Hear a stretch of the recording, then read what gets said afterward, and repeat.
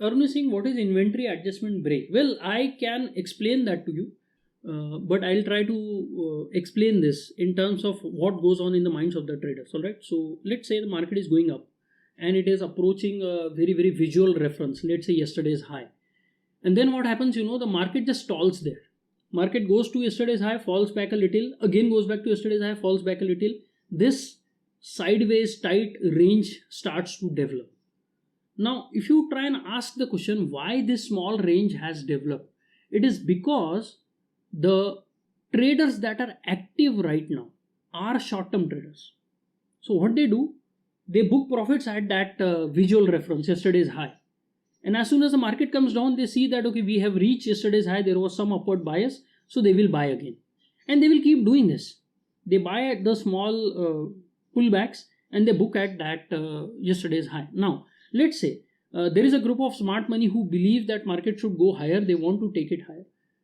And one solution for that is anyone who is trying to sell at yesterday's high, they absorb all their supply and then they effect a breakout so that market will go much higher and then they can book their profits at even higher levels. Fine.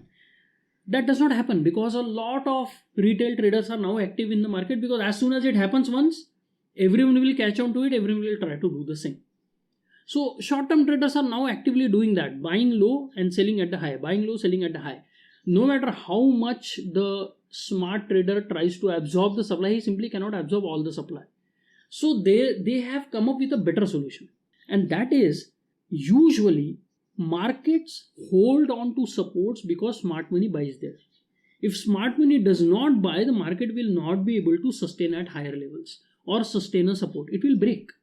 So the pullbacks that are being bought by the short-term traders, smart money also is trying to buy there so that they can absorb the supply. So what the smart money does is they just refuse to buy. They get out of the markets. They may even sell a little. And what that their selling or lack of buying will do is that the market will fall sharply, because the short-term traders, they cannot hold the markets for long. So the market falls sharply, and when the market falls, all these pullback traders who are buying, either their stop losses are hit, or they will start thinking that, okay, now the market has reversed, the resistance is holding, let us sell. So they also join the sellers. And a while ago they were buying, now they are selling.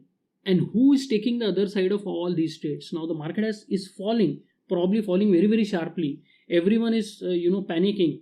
Long traders are getting their stop losses hit. They are joining the shorts. Who is taking the other side? The smart money.